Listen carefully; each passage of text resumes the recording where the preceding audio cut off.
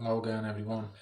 It's me, David, in the next video, which is video 6 in the series about anxiety, anxious thinking, panic during this unprecedented time of the coronavirus issue and how everyone's reacting to it. So, just wanted a quick recap on the previous video, which was the first time that I'd actually really encouraged everyone to do some of the more powerful stuff, which was the total role reversal in the way that we relate to our anxiety. So, whereas previously, or still now, of course, we relate to anxiety as with a negative thing, with more fear, which inevitably feeds it, makes it worse, or keeps it churning at the very least. Yeah, so instead of that, what I encouraged was that we engage with it, get on the front foot instead of the back foot, be curious about it, be willing to experience it, be willing to experience the bodily sensations, be willing to experience the thoughts, letting them be there, seeing exactly what they're all about. And even further, asking for them thoughts to be worse, which sounds counterintuitive, it sounds crazy and it sounds scary, but is actually one of the most powerful things that you can do. Because doing this, as I say, it totally flips on its head the relationship you've had to your anxiety and your thoughts up to that point. And it stops giving the anxiety the fuel that it needs to carry on. Now, of course, sometimes it does result in, when you say, oh, come on, make the thoughts worse, sometimes it does do that. That is sometimes a consequence, but you have to trust that, again, there's still no danger to you, there's still just a thought, and trust the fact that it will run out of steam by continuing with this approach. It definitely won't run out of steam if you continue with the old approach, which is constantly feeding it, constantly giving it emotional energy to attach to, keeping the cycle going. So eventually, yeah, this does work massively. But I thought we'd jump off from that, because we're starting to get into now the relationship to our thoughts. Now, for most people, or at least even people who are on board with what I'm about to say regarding thoughts, which is that we are something else other than our thoughts fundamentally, and our thoughts are separate from our true nature. Yeah, even people who know that are still swept into the thought stream, which, if you're like any other person, you'll experience as you're going about your day. That mental chatter, the mental noise, the accompanying commentary on everything that's happening, all the projections into the future, all the judgments of other people. And yeah, if you look at their nature, if you've ever stopped to maybe look over the day that you've just had, or even just sit for a few minutes and try and monitor thoughts, you'll see that largely it's an uncontrollable, random thing. It's not something that we have much choice in. Our thoughts, they're kind of running away from us before we get a chance to have a look at them or have any say. And the content is actually, sometimes it's unbelievably absurd to the point of humorous and funny, some of the thoughts that we can have. Mine on a day-to-day basis are ridiculous, absolutely ridiculous sometimes. But on the other hand, aside from the humour, they can also be catastrophically painful. Some of the things that we think, some of the discomfort that our thoughts can take us into about situations that it's projecting. So that is the nature of thoughts, and we're going to focus on anxious thinking and anxious thoughts. So we're going to try and get into. We're going to look at, if we can, can we stop for a minute and see if we might be anything other than our thoughts? Because when we suffer with anxious thinking, it's because we give some kind of validation or credibility to the thoughts that we're having. We buy into what they're saying. We really believe that it's, if you're projecting into the future, that it's something that's going to happen, hence why you would be scared. And we really also believe that they're a real part of us, that they're our true nature. A lot of the time we don't see that there is a difference, or that there might be a difference between who and what we really are and the thoughts that are being generated in the mind.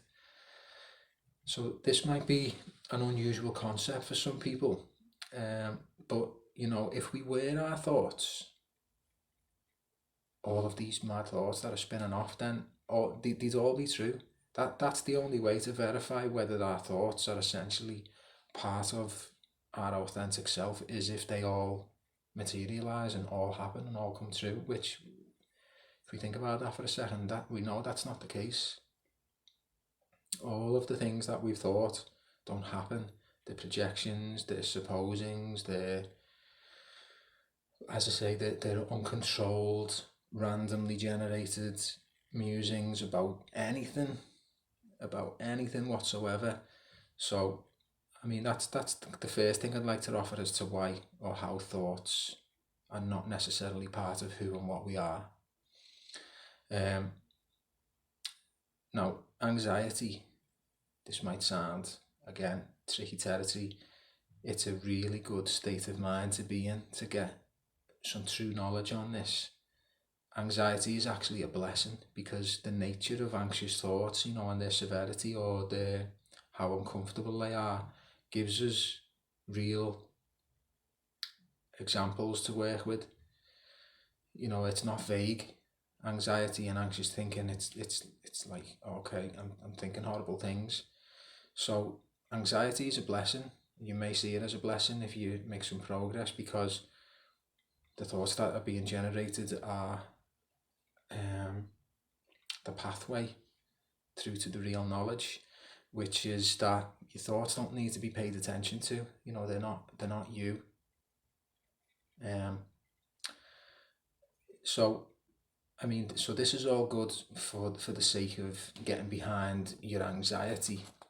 This is one of the major theories and methods that we can use the information in this video to make some real headway with anxiety. But just generally speaking, it's good to make headway in this area, because what do we want? Do we want what's real? Do we want the truth about who and what we are, or not? And that's what it comes down to. So to know that we're not our thoughts, and to start to realise who and what we are on a deeper level, is really important work.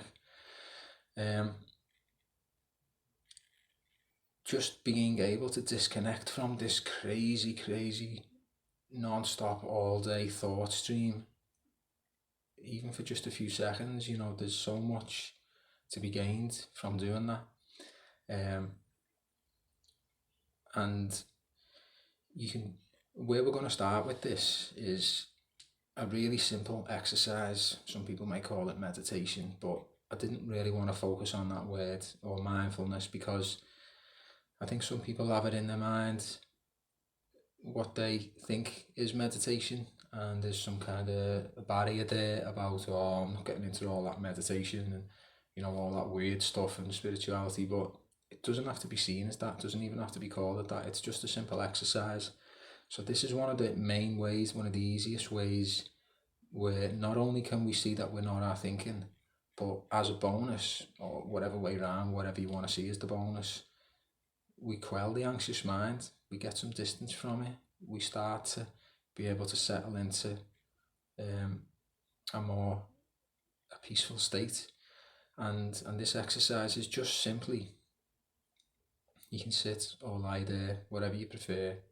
It's generally better to close your eyes and simply just witness the sensation of air coming out your nose as you breathe in and breathe out. So you breathe in and out through your nose. It's as simple as that.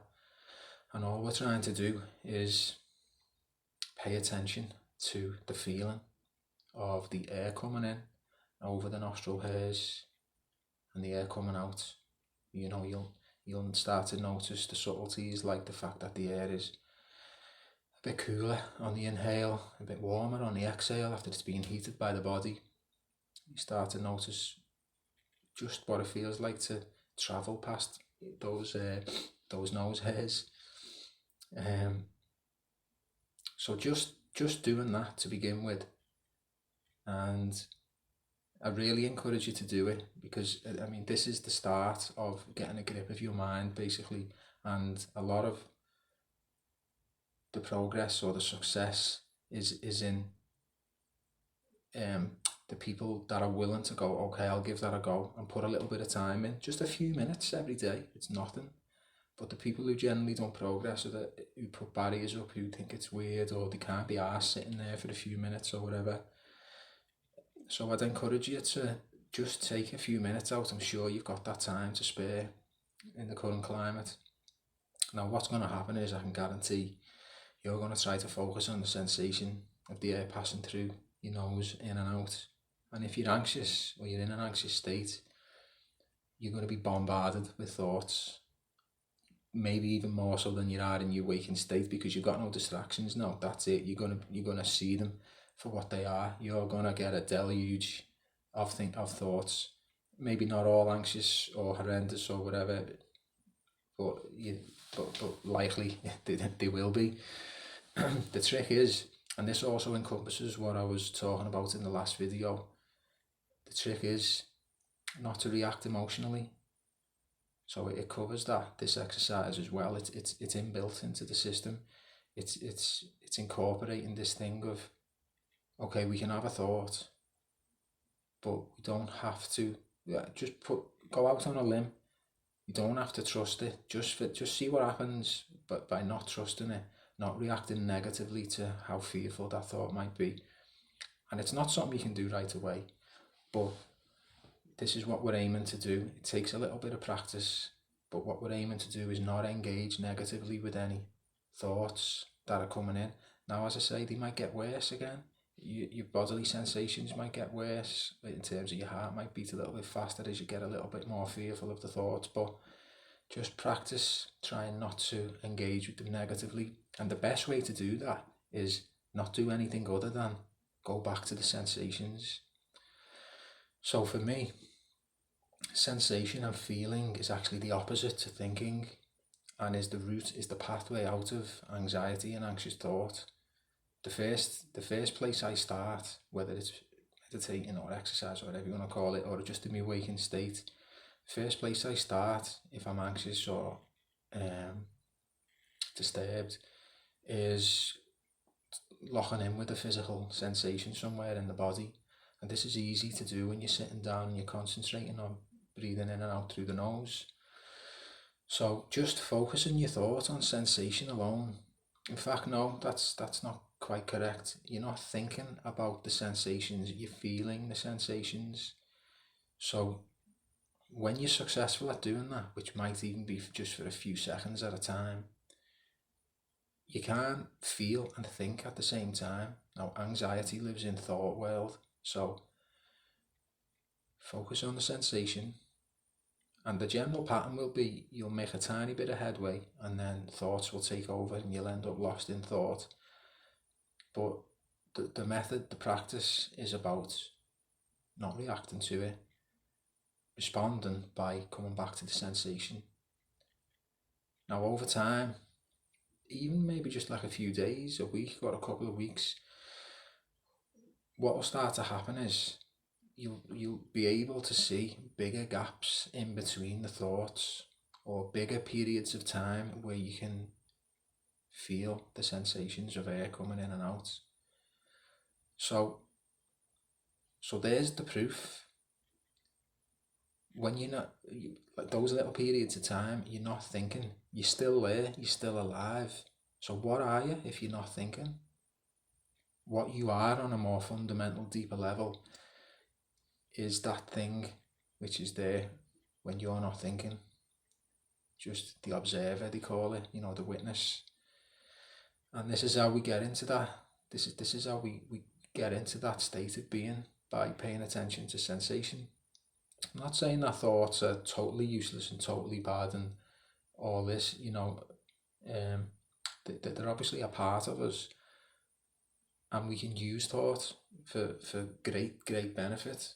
Most of civilization is built on people using thought, abstract thought, to think about things and be creative and make things and all the rest of it. So that's not what I'm saying.